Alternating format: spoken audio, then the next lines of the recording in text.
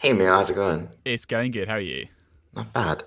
Welcome to the 9 to 5 Mac Happy Hour podcast. This week we're going to talk about all of the rumors from today because Yes. what happened today.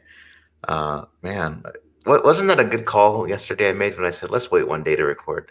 Yeah, like you clearly knew what was about to Yeah. unfold. Yeah, me and Quo, we got him on speed dial.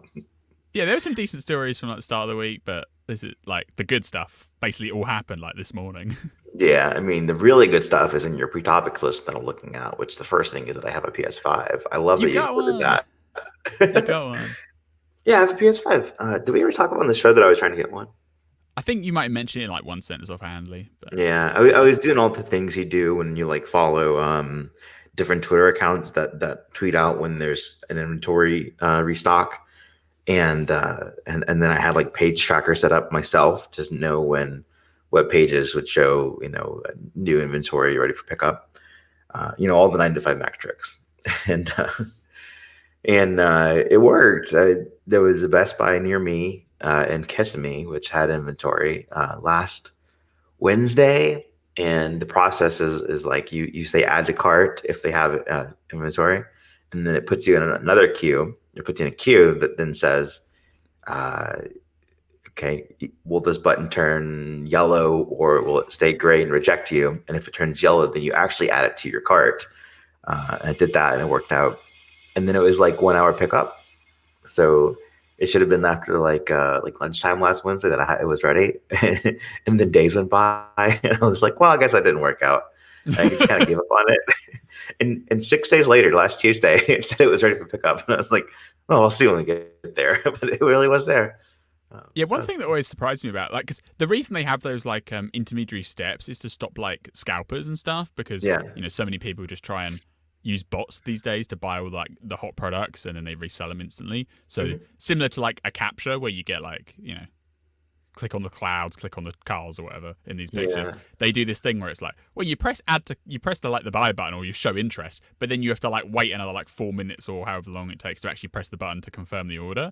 But then Yeah. you look at the Apple Store, and they have none of that. Like on the No. Apple Store, you just check out with a button. So I don't know whether Apple's missing a trick and they could reduce scalping on the iPhone by adding these like intermediary steps. Whether they've decided that whether they have whether they're just smarter about detecting that stuff and they don't need it, or maybe they've decided that it's not worth the cost to the user experience to put those into to put those screens in the way of the purchase button and we'll just Yeah. accept the scalping. Yeah. I don't know. I don't know what the 6 days of processing was about, but no, it's funny when I went to go. I only have my motorcycle in Orlando right now. My car is in Mississippi, and so I flew back, and I was looking. I was like, what are the dimensions of that box for the PS5? And they were huge. And I looked at the dimensions of my backpack, and I was like, "There's no way I can take this on the motorcycle." So I did like this Tesla rental thing, which part of my apartment has, and so I got rented a Model 3 to go pick up a PS5. It's the most 2021 thing in the world. But that's fun. So would And you get a PS5 for? to play, Yeah, but anything in particular? I put the Apple TV app on it.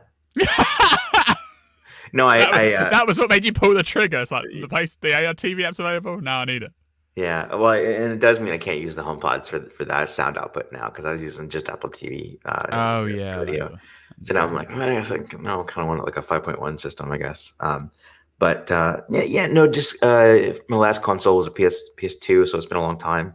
Um, Apple Arcade never hit it for me. I feel like having a modern console is kind of neat, and I wanted to get Gran Turismo, but it isn't out yet. So I got the Spider-Man Miles Morales game. So and I've been nice, swinging nice. swinging around, and it's fun.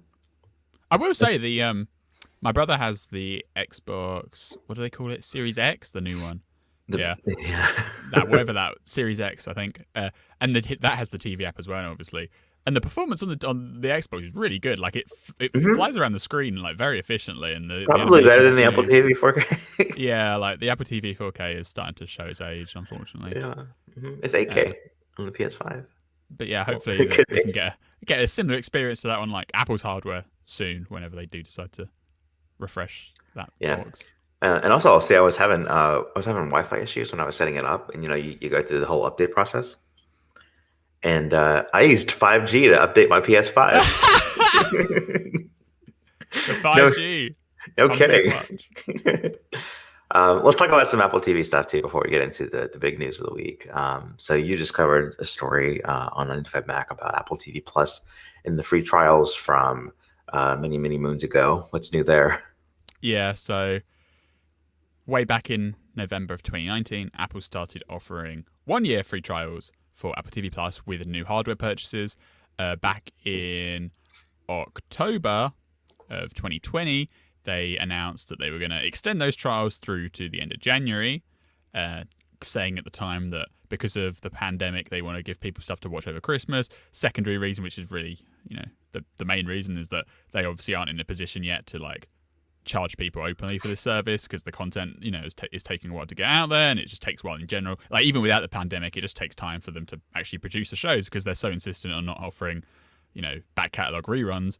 All the original stuff just takes time to make. So, even before the pandemic, we were saying on the show it's going to take a year, extra 2 years or whatever for the service to become meaningful at all, right? And so they announced that in October, and they were like, okay, now we'll start charging everyone at the beginning of February. Well, it's now the middle of January, and so crunch time was coming up because the first paid subscriptions would start for those trial members beginning February 1st. And lo and behold, they've announced again today that they're going to extend it again. So instead of extending it from February, now it goes through to the end of July. So basically, if you have a trial, if you have any type of Apple TV Plus subscription at the moment that ends between February and June, it will now end from July. So you get an extra months free if you're on a free tier. If you pay currently, you'll get credit back. If you're on an Apple One subscription, you'll get credit back as well, basically to compensate for you for not. They're basically giving these months away to anybody, right? That already is a paying customer, so they just offset the money if you're not on the free trials. I do think it's a bit amateurish of them to have to come out and only 3 months later extend it again. Why in October were they not just more bullish on the thing and just say, okay, we're just going to extend it to July from October? Did they think they'd have more ready by then? I don't know. What they announced, because they kind of previewed their early January stuff in that October timeframe, right? And that's come out, and it's still set to come out on time. I don't know what they thought in October was going to be so different. It does make them seem like they're, more desperate than I think they really are. I think internally they know that building up an original TV service just takes a long time, and they're going to burn money for a while they make that stuff happen. And if you give them a few more months, maybe to the end of the year, they'll probably be at a pace of about one new thing a week, which is a lot better than going 4 weeks without anything new, and then you get something new, and then there's another 2 week gap and stuff. So I think they understand that, but it is just kind of strange where they're yeah, in October we'll give you an extra 3 months, and now it's oh no, just kidding, we'll give you an extra 6 months. And now if you took advantage of the free trial on November 1st, which is meant to last for 1 year, you're now getting an extra 9 months in total of free period of free usage. And who knows, maybe in July they'll announce it again and just extend it through the end of the year. It's I don't really understand that part of it. It feels like there may be some miscommunication there, or some parts of Apple want to give people longer trials, and maybe other parts of Apple are no, we can't do that. We want to maintain the premium nature of the brand, and then it comes down to crunch time. They're okay, I guess we got to do it. But there you go. I mean, at the end of the day, it's good for people who just want to watch more free stuff. They have they have new stuff coming out all the time, and there'll be quite a lot new available by July. So. Yeah, I got some long way down, round, and up posters in the mail recently. I ordered them several weeks ago. Everything from their merch store comes super late, not late, but just not overnight. There's a long way to deliver. Yeah, they had to bring it on motorcycles from South America to the U.S. It was funny because when it came, it was 2 days shipping. I guess they just don't ship it for 3 weeks or so. Yeah. But they're cool. It's part of my decor. My decor here is some really cool posters. And then something else that happened cool is with For All Mankind. We've seen the season 2 teaser trailer. That's kind of a really short montage of things to come in season 2. And that's the alternative history space program show on Apple TV Plus. And season 2 is set to premiere on February the 19th. Just last night, I got early access to the season 2 trailer, the full 2.5 minute long trailer for season 2, and got to share that today as soon as it went up, and that's very cool. And I'm hoping to get early access to that. I think it's gonna happen where how they do when they do embargoed reviews of shows on Apple TV Plus. I think I'll be able to get that for All Mankind. So we'll have to do a little episode on that, topic on that when it happens. But Yeah, for sure. And hopefully we'll be able to get Astronaut Reisman back at some point as well for a little chat and that would be update. very cool. That'd be cool. That'd be very cool. Yep. There's much more to come on that front, though. I can say, so I'm happy with that. It's kind of funny because it's just because of our 9 to 5 Mac sister site Space Explored that this is ending up in front of me. It's one Apple TV Plus show of all of them. Look, Apple does everything now. It doesn't matter what site you write for. They're gonna get their tendrils in there.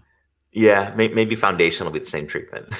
That would be one to pay attention to. You want to take a sponsor break here for a moment? Sure.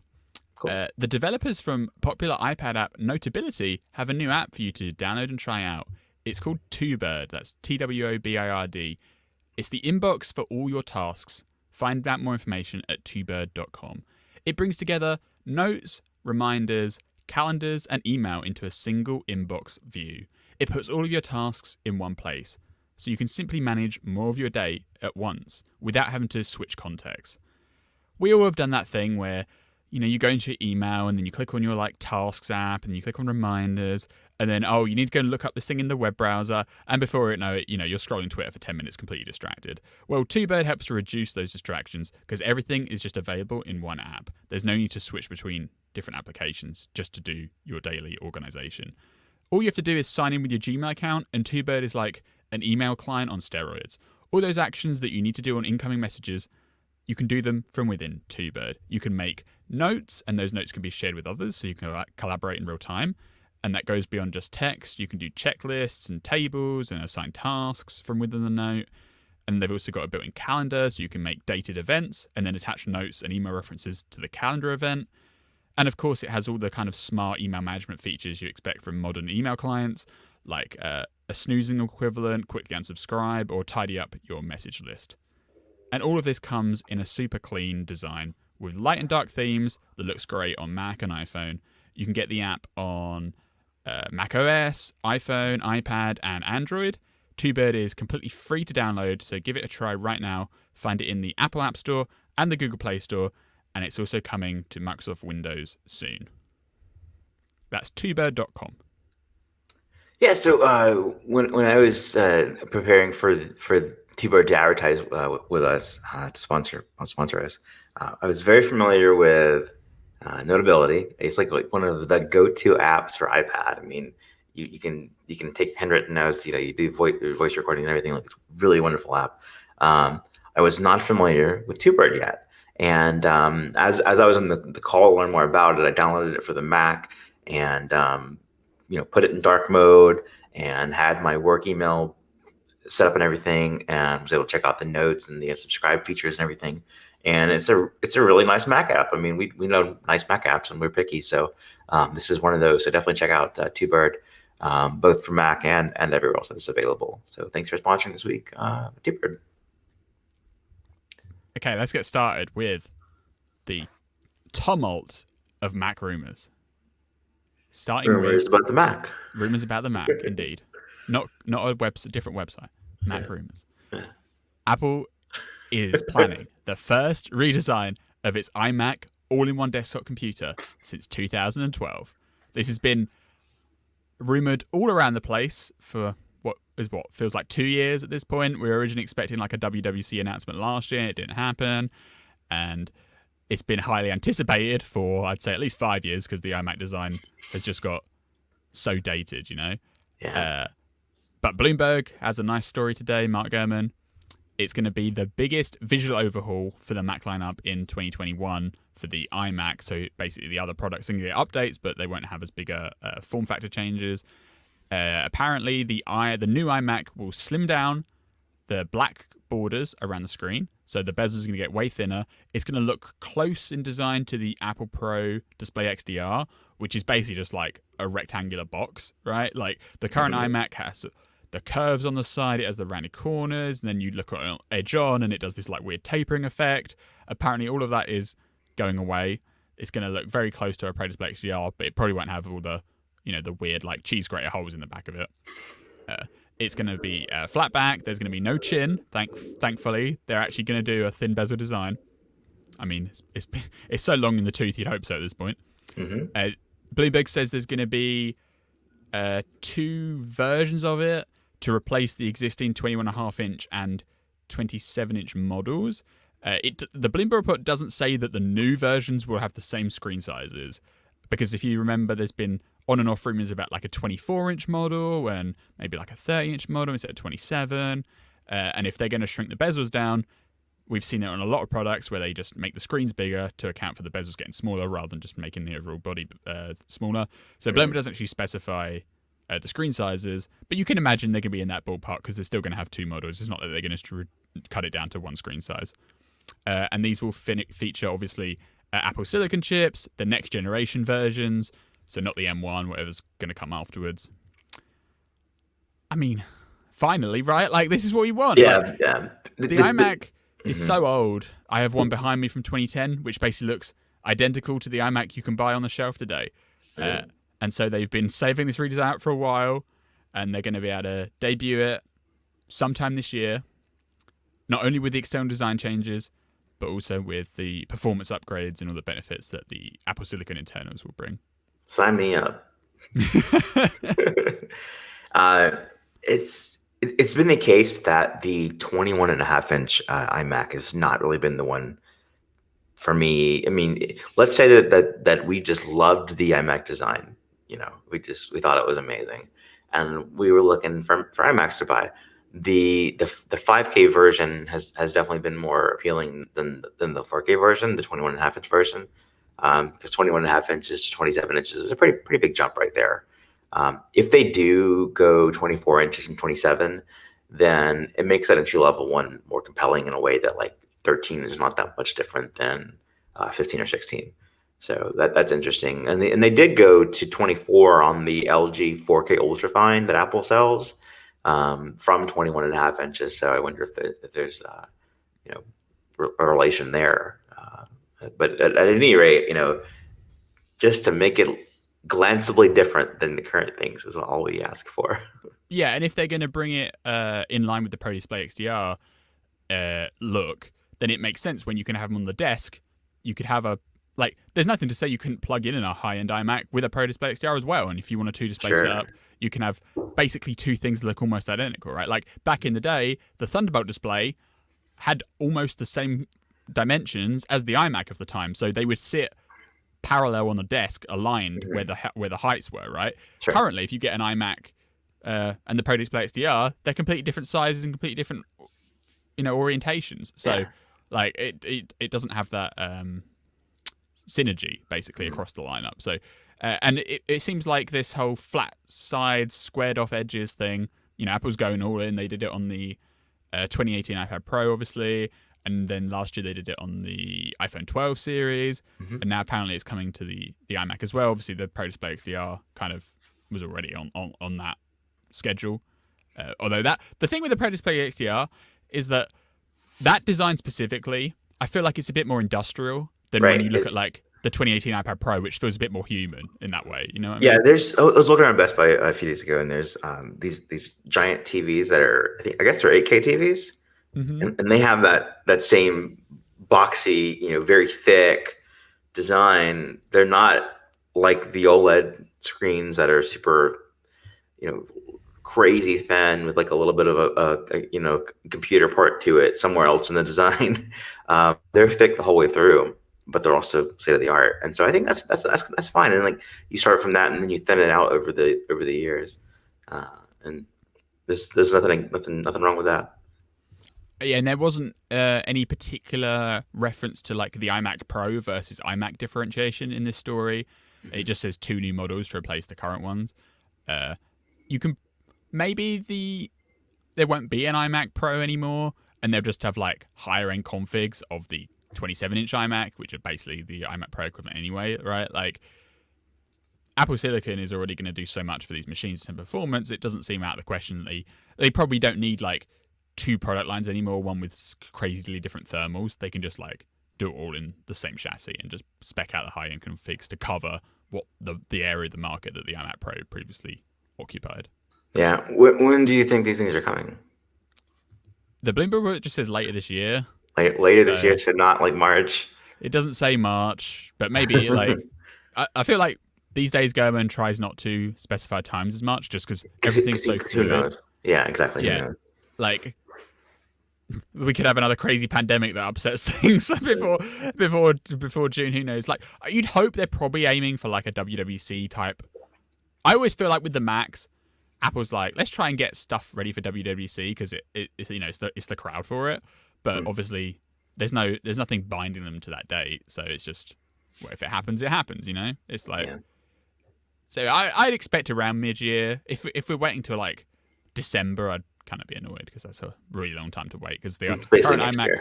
And the other thing about the iMac situation, like when they did the basically non-update last year, they did like press interviews, different podcasts and stuff.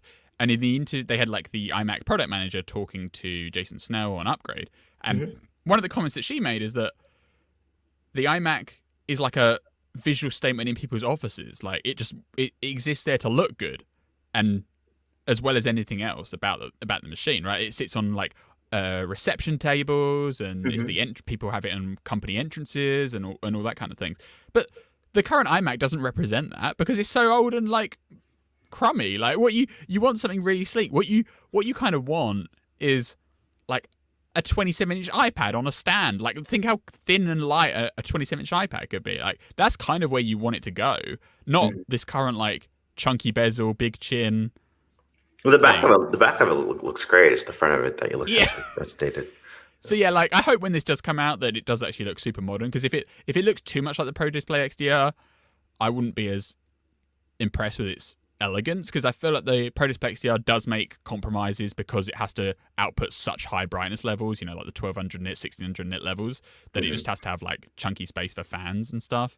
Whereas an iMac, like especially even the lower end consumer iMacs, don't have those restrictions, so they can. Will it have a webcam built in, or will it be a magnetic accessory that gets attached? Oh, it's got to have one built in, right? Well, the quality of said webcam will remain unclear, but it's got to have one built in. Speaking of displays, there was actually a continuation of this report that Apple's working on Mac Pro updates, and as well as that, they're actually going to make an external display that isn't the Pro Display XDR.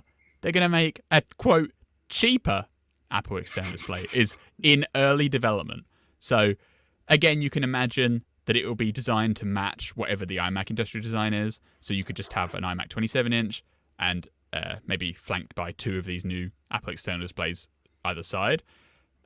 They wouldn't aim to have the crazy high contrast ratios of the Pro Display XDR. But most people don't need that. They just need, nice brightness monitors, 500, 700, 800 nits that look nice, that don't have ugly logos. They're made of metal. They have, they're not the ultrafines, which are like good panels, but the actual like chrome around them and casing is just basically bottom of the barrel. Just have nice displays, hopefully with integrated webcams, because that's always nice. And then maybe some speakers and stuff, because the Pro Display XDR doesn't even have speakers inside it, right? So you want like the all-in-one finish there. And then just ship those. And the Pro Display XDR costs, like $6,000? That's including the stand, obviously. And then another $1,000 if you want the nano texture finish. Hopefully they could ship a nice, prosumer Apple external display for $1,500, $2,000? Like, they're still expensive prices for monitors, right? But that's bringing it back down to, the more acceptable levels of like the Thunderbolt displays of old. You could buy 2 for the price of 1. Yeah. I mean, I'd definitely be in the market for something like that. I still have a non-Retina 25-inch Dell monitor that I use in the absence of anything better. I use I've got two LG ultrafine 21.5 inch 4K displays on a dual VESA mount. But only one does anything right now in the age of the M1 MacBook Air. And if That you can had really the option bigger. of a accessible Apple monitor, you'd probably bought that instead. Yeah, yeah, Yeah. totally. These are okay, but they might as well be like PC monitors. You know. On the Mac Pro, we've heard about this before, the whole half-size Mac Pro featuring the ARM cores, right? Uh, Mhm. this Bloomberg report says that Apple's also developing an update to the full-size Mac Pro that might still feature Intel CPUs for another generation that would just kind of like carry on alongside the new like ARM version. Mhm. That's probably just going to be like a transitional model. So if by the end of this year, some workstations, some big companies, video shops, or specialist industries, they need Mac Pros, but their software is too incompatible with Apple Silicon and the ARM stuff, and it's just not running fast enough, or there's incompatibilities or whatever, that they still have something to buy that's kept up to date. I don't think it's going to be like long term. The Intel one's going to stick around. It'll just carry on for like maybe one more generation and then slowly fade away. More great Intel Macs on the pipeline. Is indeed. Okay, Happy Hour this week is also sponsored by Headspace. For the new year, why not start a new routine of mindfulness and meditation? Headspace is here to help. Their sessions can reduce stress, improve your sleep, and boost focus and give you a sense of well-being. The Headspace app offers easy-to-access guided meditations, and they're one of the only meditation apps that are advancing the field of mindfulness with clinically validated research. Headspace is backed by 25 published studies on its benefits, with more than 600,000 five-star reviews and 60 million downloads to date. It has sessions for every situation, and it really can help you feel better. If you're feeling overwhelmed, there's a 3-minute SOS meditation for you. Need some help falling asleep? Try out specific wind down and relaxation sessions. And if you're a parent who's got kids, you can even choose meditations that are designed for the whole family to get involved, maybe when you're getting ready to go out in the morning. I signed up on their website and they do a really nice job of guiding you into the world of meditation. It's nicely designed and super easy to get started. Like, I've never done meditation before, but when you make an account, they ask you if you're new, and if you are, it like shows you some basic starter packs that you can kind of get involved with. The intro sessions aren't too long, so you just like get in, relax, and then you can go on to some of the more complicated routines later down the road. And of course, once you've got an account, you can use Headspace on iPhone, Android, and on the web. It all just syncs between it. Headspace makes it easy for you to build a life-changing meditation practice anytime, anywhere. You deserve to feel happier. Headspace is meditation made simple. Go to headspace.com/Mac. That's headspace.com/MAC for a free 1-month trial with access to Headspace's full library of meditations for every situation. It's the best deal offered right now. Go to headspace.com/Mac today. All right, thank you, Headspace.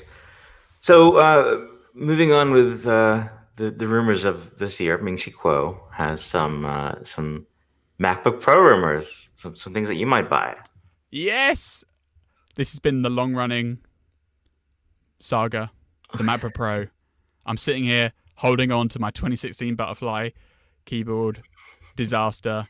Like, I know that the 2016 MacBook Pro gets a bad reputation, right? The laptop is fine when it's brand new, but wait a year and a half, and that's when the keyboard just falls to pieces, and now it just looks terrible in comparison to like the M1 MacBook Air, which is way faster than it and doesn't have fans. Like, what I would say as kind of like the exit interview for my 2016 is the keyboard was fun when I bought it, but now it's terrible. Like, it's literally like a game of Guess Who. When you pick that laptop out, like 45 degrees, I'd say 3 or 4 of my keycaps just immediately fall straight off. Like, and you don't understand how careful now I have to like transport the laptop around to my office and back in, because I'm so worried that if I pick it up slightly wrong, one of the keys is going to flop straight out the side and I'll be lost forever.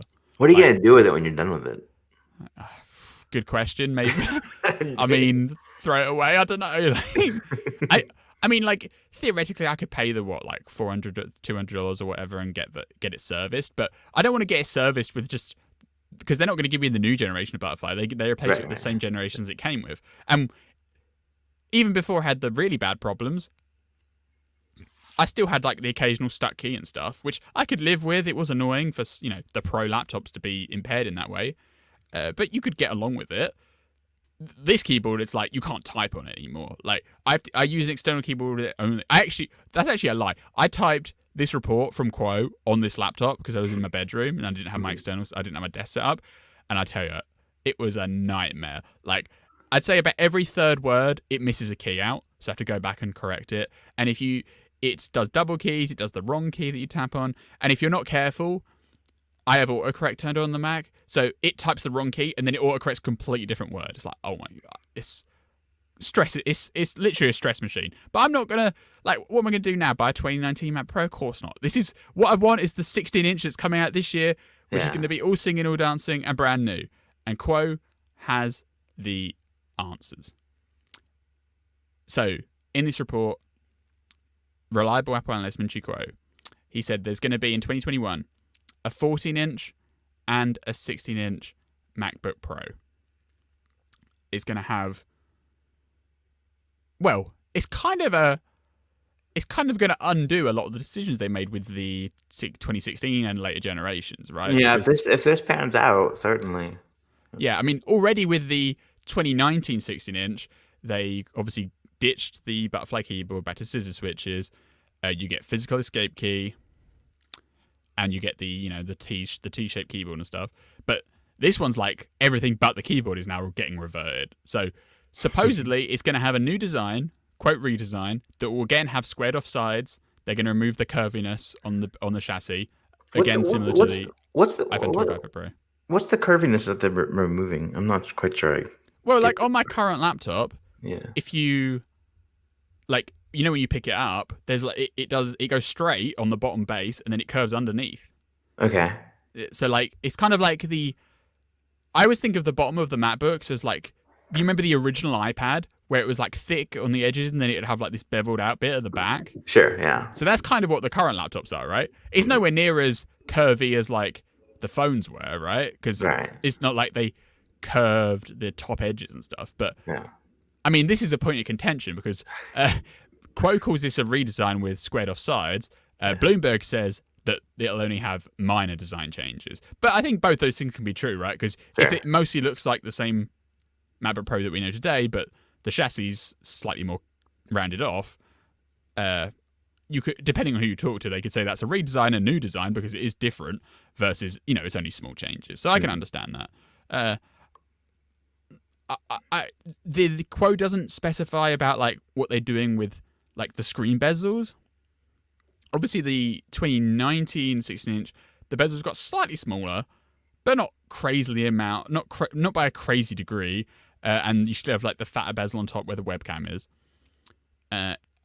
He does say that the 13-inch high-end Mac Pro is getting replaced by a 14-inch model, which we saw happen when they changed from the 15-inch to the 16-inch, I guess.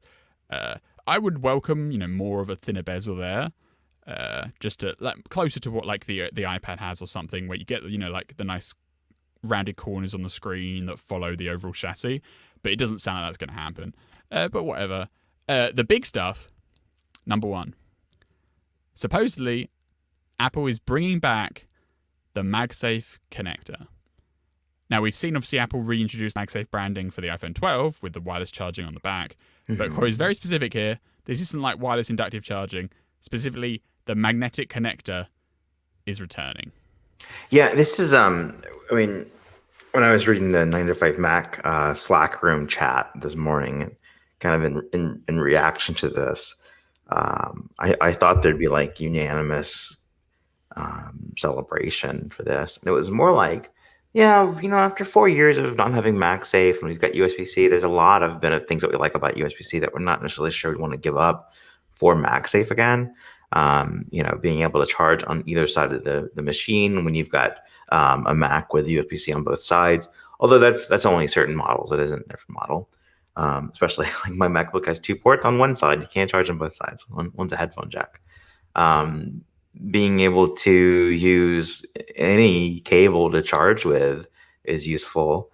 All the things that we liked about the switch from MagSafe to USB-C charging in the beginning that proved useful over time. I know for me, MagSafe was like the pitch of it is, you yank it, you catch it the wrong way, and it disconnects without yanking the computer off of the table. And a point that our colleague Guy Rambo made was with the M1 MacBook Air and Pro, the battery life is so good that you can just use it on the sofa with nothing plugged in for hours and hours and just charge it when you're not using it. And that's kind of the new normal with the M1 chip and modern battery life now with that processor. But what I was thinking was, if you have like my MacBook Air has two USB-C ports. If it had two USB-C ports plus MagSafe in some modern design, but very similar shape to it, that kind of thing. And there was one port that was just always for charging, and one that you could charge with, it could be the cable that you use to plug up to your display and it powers it and connects to your hub and all those things. But you'd have more versatility there, and that you've got a charge only port and you've got a two ports that can be charging ports or data ports or display ports and all those things.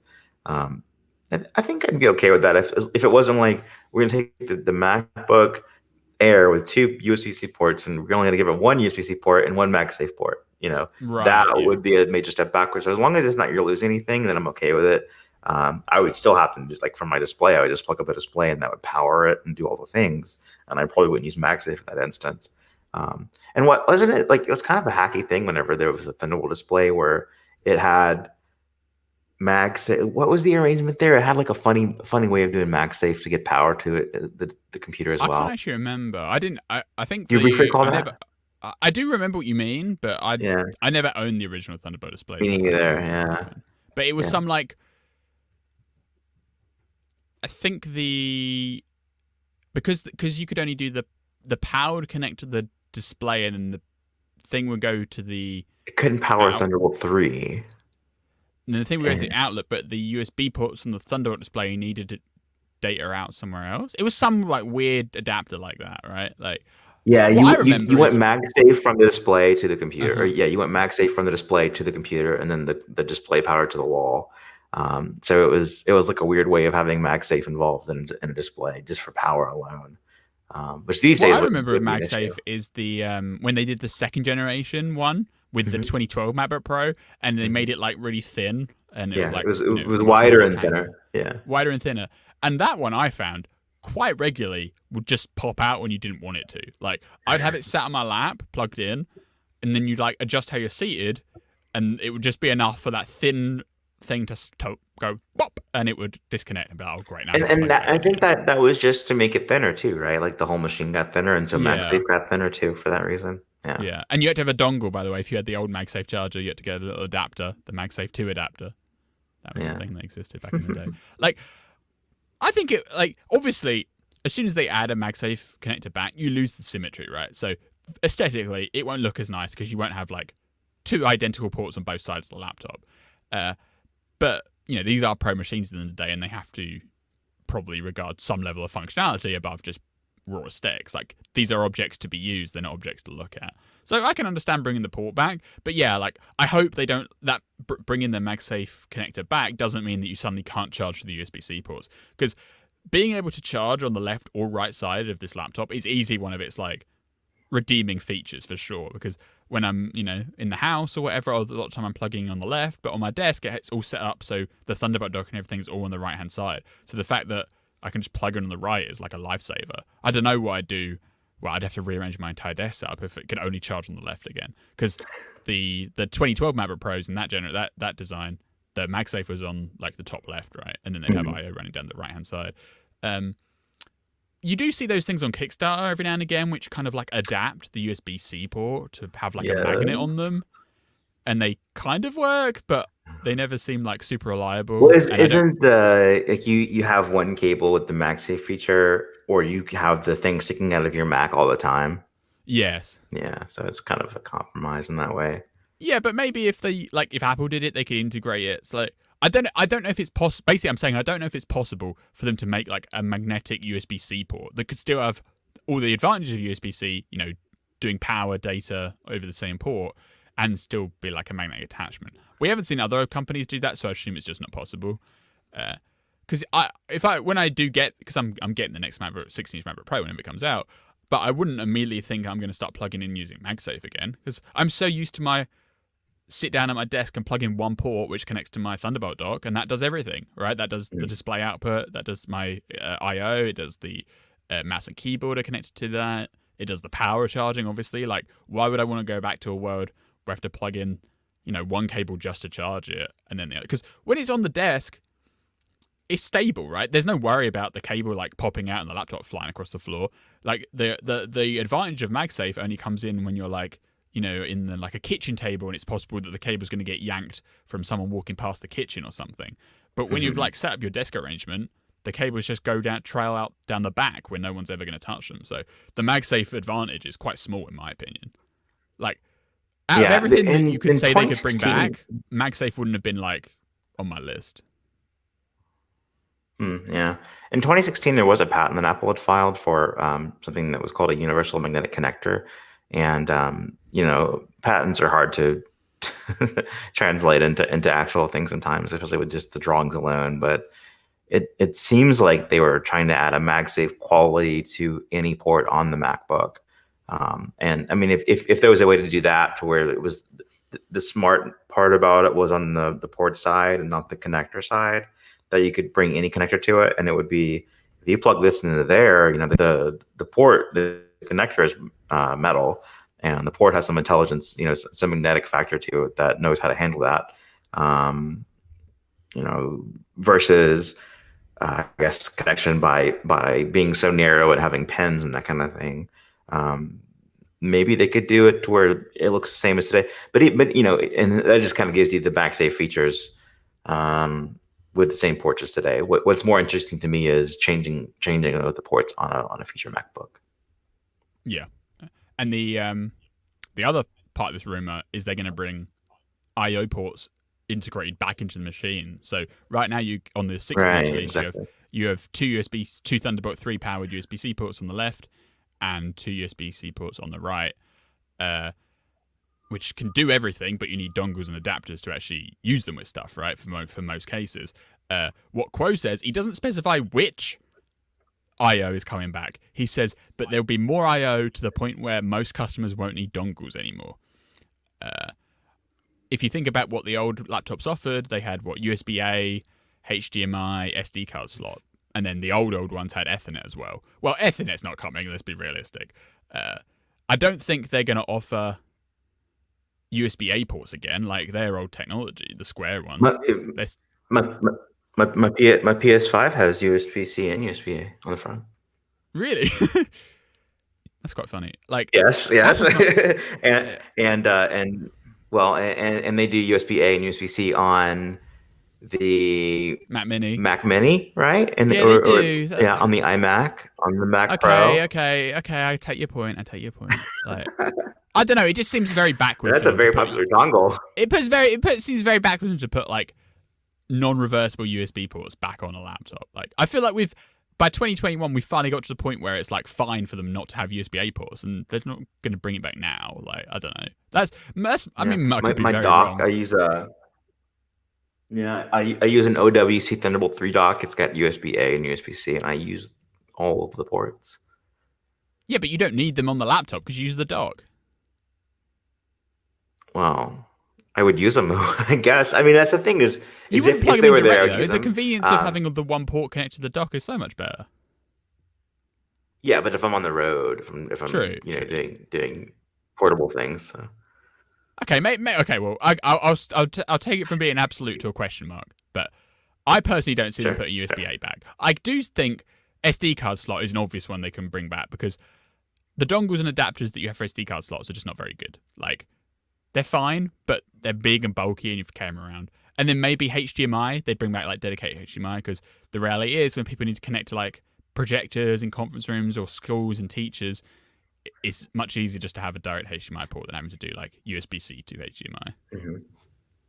I know you've been wanting SD card slot for ages, right? I have, and I finally have a camera. My newest camera is a Canon EOS R6, and it has USB-C. So I just take the same cable that I charge with, and I plug it into the notebook, and it has two SD card slots. So to transfer files would be to remove both of those if one were to fill up and it moves to the next card. So I've actually gotten to the point where it's like, I'm just plugging in a USB-C cable, because the thing before that is like most cameras didn't use USB-C, especially in 2016. That's 4 years ago. They used micro USB, and sometimes like special adapters. And Apple's line was like, just use USB-C, and they didn't exist yet. Like there was like one high-end camera with USB-C, and this is also a high-end camera. Like it's not a cheap camera. It's a few $1,000s. So just in my specific use case, it's gotten to where I plug in just the cable. But certainly, I think at large, though, it would be nice to have SD card there, because I also use a camcorder that doesn't have USB-C. It's got micro USB, and so that's the adapter situation. So I would definitely. I mean, that's the one thing I wanted more than anything, I think. Yeah, for sure. All right, let's take our final sponsor break of the episode, and we'll come back for some wrap-up rumors and stuff. So, thanks to our friends at Smile Software for sponsoring Happy Hour. Take back your time with the power of Text Expander. Repetitive typing, little mistakes, searching for answers, they're all taking precious time away from you and your team. With Text Expander, you can take it back. Just turn the things you type into reusable snippets that can be used again and again and again. Get ahead of your productivity for the new year and 2021 by taking advantage of Text Expander. It removes the repetition out of your work so you can focus on what matters most. Save time and be consistent while you're at it. Text Expander makes it easy to give your team the right words for every situation. Get it right every time. Whether you need to keep legal happy or delight customers with effective answers, you can rest easy in the knowledge that your team has got it covered. With Text Expander, you keep accurate and current with all the changes and latest messaging for your business or brand. Share your text and images with your entire staff and keep them on track. And as an individual, you use Text Expander's powerful shortcuts and abbreviations to streamline and speed up almost everything that you type. Create a powerful snippet once, and then you just use the assigned abbreviation to let Text Expander do the rest of your job for you. And you can make these snippets with customizable fields, so you still get the templates of consistency, but with tweaking on customization for those individual use cases. It just means no more repetitive typing, no chance for human error. And of course, Text Expander works everywhere. Slack, Google Docs, Trello, email apps, web browsers, the lot. And you can get Text Expander on Mac, Windows, Chrome, iPhone, and iPad. Unlock your productivity with Text Expander. Listeners to this show can get 20% off their first year subscription. Visit textexpander.com/podcast to learn more and sign up. That's textexpander.com/podcast.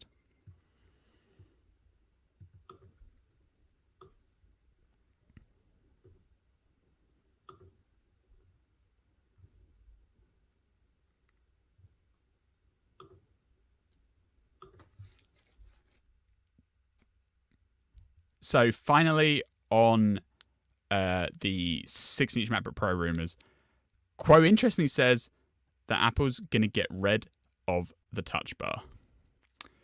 The Touch Bar was introduced with the 2016 models. That was their big new feature for it.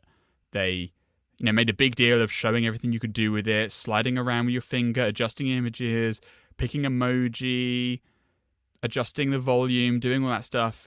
And then they had loads of third-party apps. You remember the original demos with the DJ app where you'd mix the tracks on the touch bar itself. I think it's fair to say that that vision of the touch bar never came to pass. It was just this thing that a lot of people didn't like at all, and some other people just kind of put up with.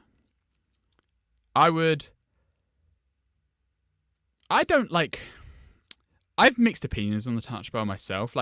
I use it for volume control. Hey. But I don't know, I love being able to slide my finger on brightness and volume on the right-hand side of the control strip on the touch bar. But do I use anything else that the touch bar offers me? Not really. I just touch type, so I never look down at it. I pressed the escape key on it because I still have a virtual escape key, not a physical one. But outside of brightness and volume, do I really benefit? And it's hard to say because I really like sliding my finger to adjust volume and brightness quickly. That's really useful. But it's hard for me to name one other thing about the touch bar that I like really love, and so for that reason, it's hard to justify them keeping it around. Like, and plenty of people, they don't just like find it, unuseful. They actively find it annoying, and they want physical keys for every button because they want to have a classic physical function, right? What do you think, Zach? Where do you come down on the whole touch bar versus physical key situation? I loved the touch bar when it first came out because it was new and different, and it was, if the way that I judged it was in comparison to function keys that I mostly didn't use. It was much more than that. So there's no way I could make like a photo picker appear in the blank function row keys. And so judging it on that, it was totally fine. There were situations where using the emoji picker was useful for ones that you use frequently. But in practice, it was actually a lot of swiping to get to the ones that you're looking for, and it was more useful to have a big grid of emoji on the screen than have a linear selector of emoji that you swiped through. So those are like the few cases that are iffy. Being able to do things like take complicated keyboard shortcuts in a program like Logic or Final Cut Pro and have that be a button on your keyboard. That's like the best case scenario for the touch bar. And that's where, being on only the Pro machines, it made more sense.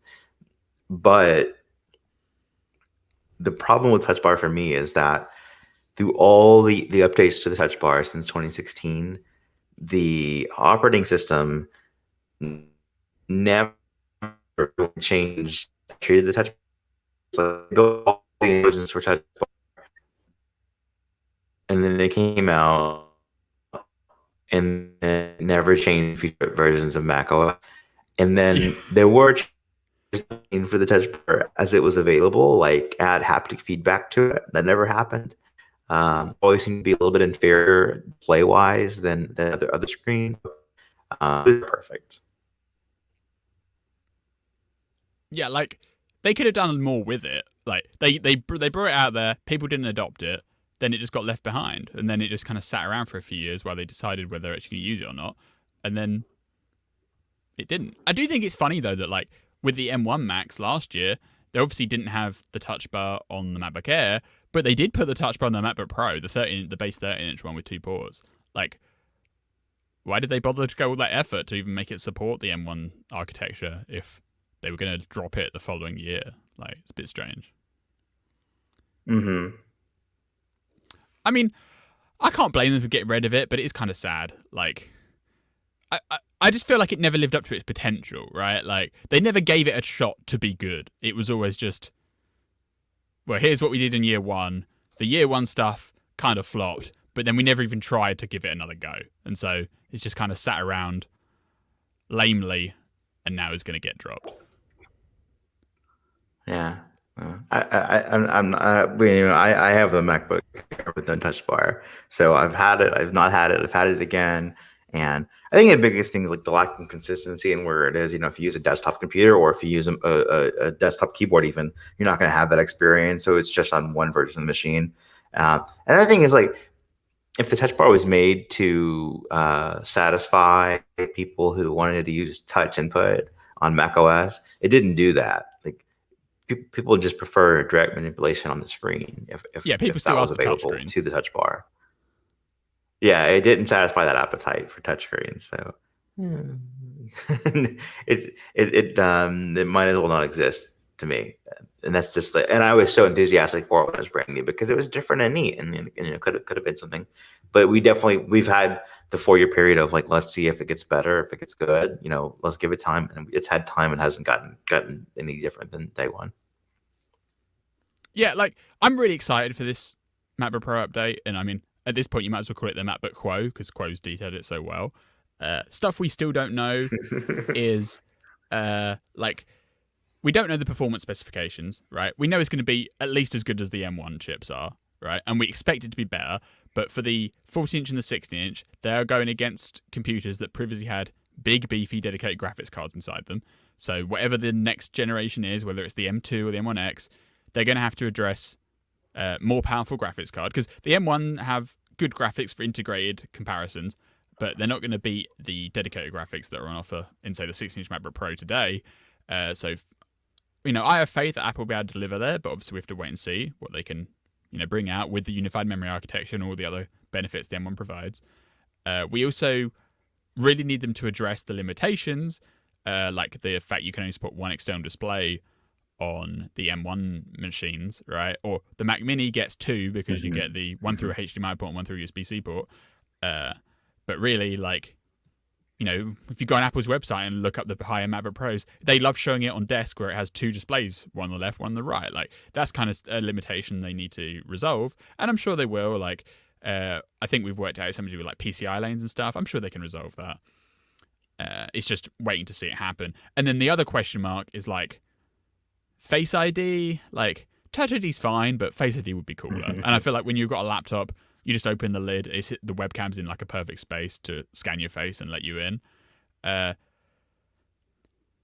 These reports don't say anything about Face ID, which probably means it's not going to happen this year, which is sad, but whatever.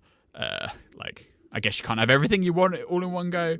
And to me personally, I can't even remember the last time I used Touch ID because the Apple Watch unlock I found has got pretty reliable.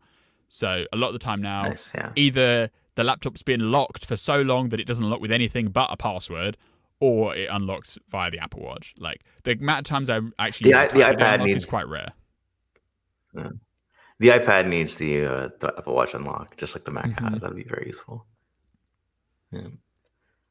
Before we go, tell me really quickly about music and podcast apps for Windows, and then we'll do a quick mention of the podcast subscription rumor. Yes. 9to5Mac's Felipe Esposito has found evidence that some version of music and some version of podcasts are in development to be released on the Windows Store. So these could just be thin wrappers around web clients. You could just take music.apple.com and wrap it in the equivalent of Electron, but for Windows, and just ship that.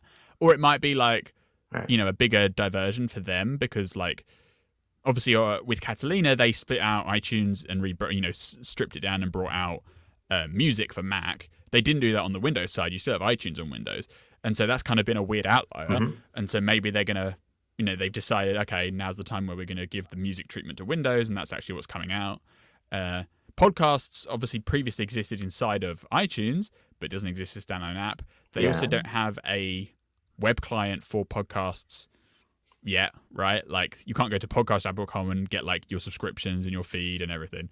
You can only play individual episodes. So if they're going to do a podcast app for Windows, that'd be a more meaningful effort, you'd think, assuming they're going to do more than just because the podcast app on the Mac is based on the iOS implementation, right? Or along those lines.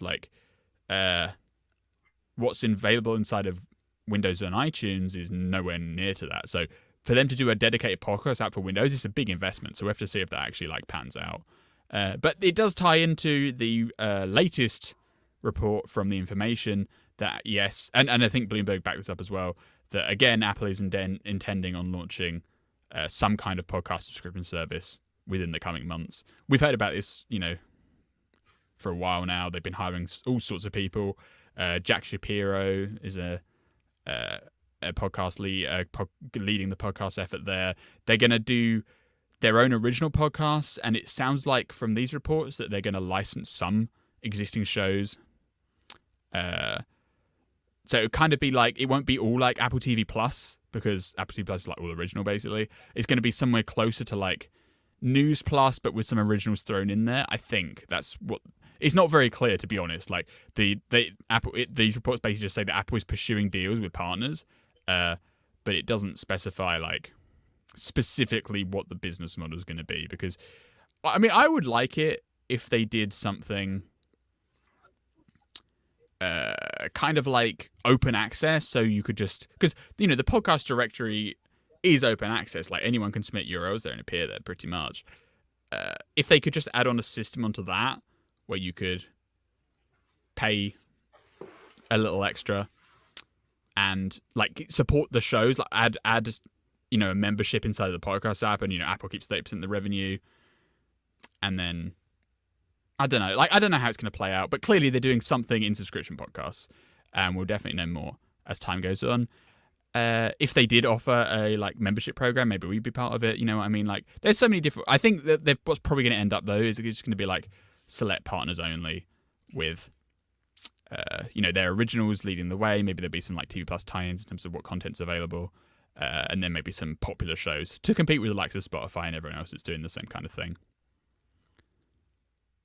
Okay, that is the Happy Hour podcast for the week. You can follow Apollo Zach on Twitter, APOLLOOZAC. You can follow me. I'm at BZA Mayo. See all of the stories that we talked about this week on 9to5mac.com. Leave a rating for the show in iTunes or in Overcast. We love to see it. Give us your feedback on Twitter, or you can email us happyhour@9to5mac.com. We'll be back next week. Bye-bye, everybody.